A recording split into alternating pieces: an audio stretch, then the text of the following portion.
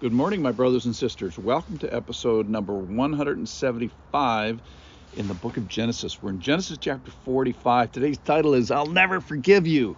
Actually, we're going to look at Joseph's relationship with his brothers and see if that's his posture. So we went from yesterday where we're going to at Joseph's theological high point, which was, you sold me, but God sent me.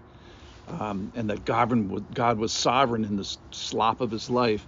And today we're going to come down from that high theological point and ask, will I and when will I forgive? So Joseph could have been stewing on this with vengeance in his heart for 20 years. He could have been saying all along, when I see my brothers again, if I ever see them again, I'm going to kill them or worse. So let's ask this question then. Can I forgive someone before they ask forgiveness? And we're going to use Joseph as an example. Does Joseph forgive his brothers before they ask for forgiveness? And does he demonstrate a change of heart, a change in his heart, Joseph's heart, and a change of his behavior before he sees it in the other person? So Genesis chapter 45, verse 8. This is Joseph talking. So it was not you who sent me here, but God. And he has made me a father to Pharaoh and lord of all his house and ruler over the land of Egypt. So hurry up and go to my father and say to him, thus says your son Joseph, God has made me lord of all Egypt. Come down to me, do not tarry. You shall dwell in the land of Goshen, and you shall be near me, you and your children and your children's children, and your flocks and your herds and all that you have. There I will provide for you. For there are yet 5 years of famine to come, so that you and your household and all that you have do not come to poverty. So that you and your household and all that you have do not come to poverty. Verse 12. And now your eyes see, and the eyes of my brother Benjamin see, that it is my mouth that speaks to you. Joseph, it's me, it's real me.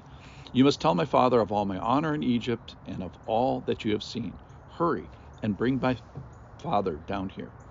Then he fell upon his brother Benjamin's neck and wept, and Benjamin wept upon his neck.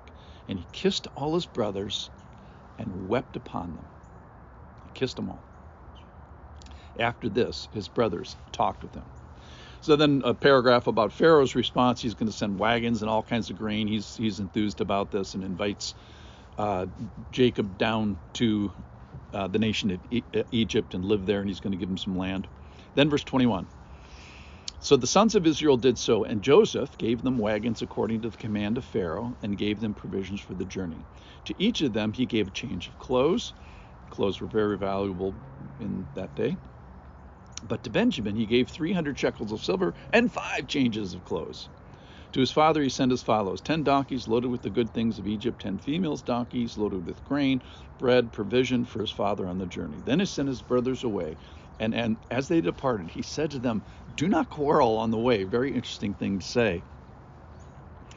Verse 25. So they went up out of Egypt. They came to the land of Canaan to their father Jacob, and they told him Joseph is still alive.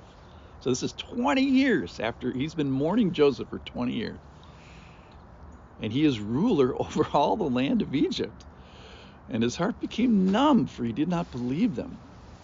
And when they had told him all the words of Joseph, which he had said to them, and when he saw the wagons that Joseph had sent to carry him, the spirit of their father Jacob revived. And Israel said, is enough. Joseph, my son, is still alive. I will go and see him before I die. So kind of one of the most interesting things for me of this passage was this charge to the brothers. When you go back and on this journey, don't quarrel on the way. Be kind to one another. So don't let this good news that Joseph is alive, God has redeemed your evil act, to use it to send Joseph into the most powerful house of Egypt, to save the people of Egypt, to save the people of Israel, and eventually to save the world through preserving the nation of Israel. So that's all good news. The bad news is your sin and your lie has been exposed, and that may cause you to blame one another and fight amongst yourself. So keep the big picture the big picture. So verse 15, it says that Joseph talked with his brother. I wonder there, it doesn't say that they specifically asked forgiveness. I wonder if they did. Remember a couple chapters ago in chapter 38, Judah has this change of heart. And here, in just more recently, he offers his life, Judah's life, in exchange for his imprisoned brother Simeon's life. So he sacrificially demonstrates, Judah is demonstrating a change of heart because he got caught red-handed with sin and almost burned his twin children. So Joseph does not, here's my observation for today, is Joseph does not wait for an apology from his brothers before he changes his heart towards them. So apparently Joseph has done the hard work before they walked in the door. Now, here's the thing about forgiveness. It's difficult. So it's what you're doing with someone who has wronged you. So don't conclude just because Joseph does it well that it was easy. So he demonstrates a strong, what I call a pregame, with his connection with the Lord. He works all this through somewhere along the 20 years. So his posture of his heart was dependent on the Lord, his justice, his sovereignty. Hey, you sold me, but he sent me. And it's independent of the brothers. And then he even encourages them, don't recriminate upon one another. So this begs the question is, can I forgive someone before they ask forgiveness? And we'll ask, does Joseph forgive his brothers before they ask forgiveness? I think the answer is yes. So Romans 5:8 says in the New Testament, God shows his love for us that while we were still sinners, Christ died for us. So when does Christ intervene for us? When we're at our worst, not after we earn it. So Joseph forgives his brothers before they walk in the door. Now, forgiveness is hard. Why? Because trespass, that's what the word means. It means it was offensive.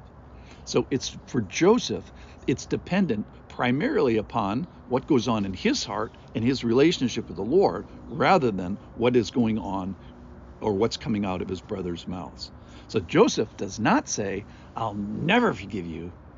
What Joseph seems to say is, I have forgiven you already. Thanks for listening.